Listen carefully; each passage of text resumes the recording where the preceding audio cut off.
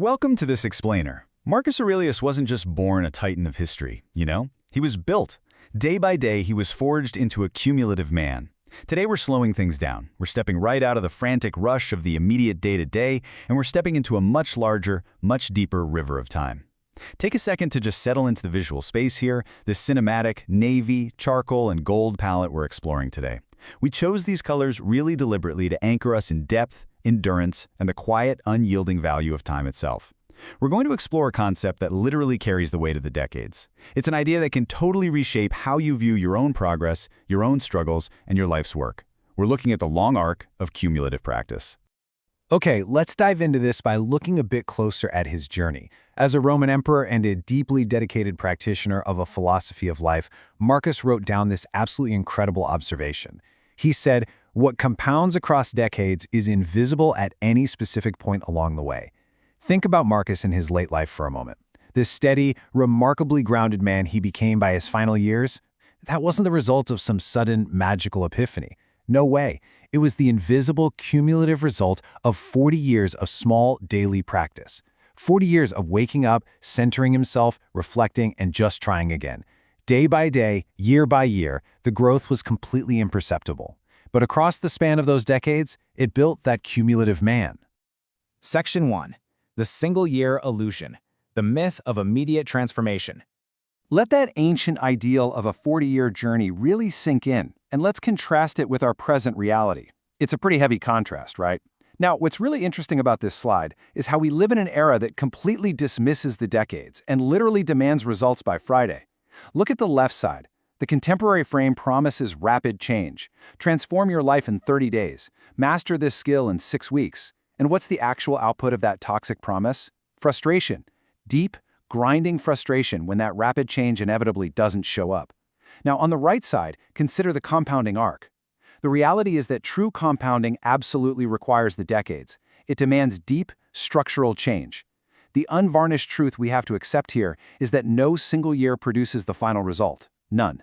You simply cannot force a decade of growth into a 12-month window. Section 2. Traditions of the Long Arc. The Universal Convergence. If the modern world has kind of forgotten the truth of compounding, while the ancients definitely did not. Across history's greatest spiritual traditions, we're talking Stoic, Confucian, Hindu, Sufi, and Christian contemplative, we find this remarkable convergence. They all completely bypass the illusion of the single year. They didn't even entertain it. And this brilliantly illustrates how they built their systems around the exact same structural unit for human development, the long arc. Look at the breakdown. The Confucians mapped out the decade arc of a scholar. The Hindus structured life into the ashramas, which are these massive, multi-decade stages of life. The Sufis delineated profound, lifelong stages of spiritual development, and the Christian mystics mapped out a contemplative timeline stretching all the way from youth to old age. They all inherently understood that to build a real human being takes time. They recognized that structural change requires a structural timeline. Let's move to and see how this builds, specifically looking at the Confucian decade arc. Notice the markers on this timeline: year 1, year 3, year 5, year 10. We really need to stretch our perception of time to match this. In year 1, honestly, you're merely clearing the soil.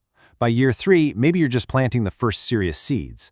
In year 5, the roots are growing deep down in the dark, completely unseen. It isn't until year 10 that the first true fruits of that specific labor actually begin to systematically show themselves. A garden is cultivated across many, many unseen seasons. If you dig up a seed in year 2 just because you don't see a massive oak tree yet, well, you destroy the exact compounding process you're trying so hard to initiate. Section 3. The Turning Point. Re-energizing your practice. Let's take a deep breath here, because this is where the abstract concept hits the harsh reality of your Tuesday morning. I want to ask you directly, have you grown discouraged because your specific year hasn't produced visible change? Have you looked back at the last 12 months of your daily efforts, your small habits, your quiet disciplines, and just felt like you're standing in the exact same place you started? Look, if you are frustrated in the trenches of a single year, if you feel like giving up because the contemporary promise of rapid transformation has totally failed you, I want you to know that you are exactly the kind of person this explainer is for. Your frustration is completely normal, but it's based on a flawed measurement of time. So the crucial point is this: you are not failing. You're simply subject to unseen physics. We call this the law of momentum. It's the underlying structural reality, where small, daily practice silently compounds over decades before becoming visible. It's just like Marcus Aurelius, writing away in his tent on the frontier. He wasn't transforming the world on a random Tuesday, you know? He was engaging that momentum. The progress is absolutely there. The compounding is actively happening. It's just structurally invisible to you right now because you are way too close to it. You're basically judging a decade's work by a single year's shadow. Section 4. The culmination. The unseen path forward.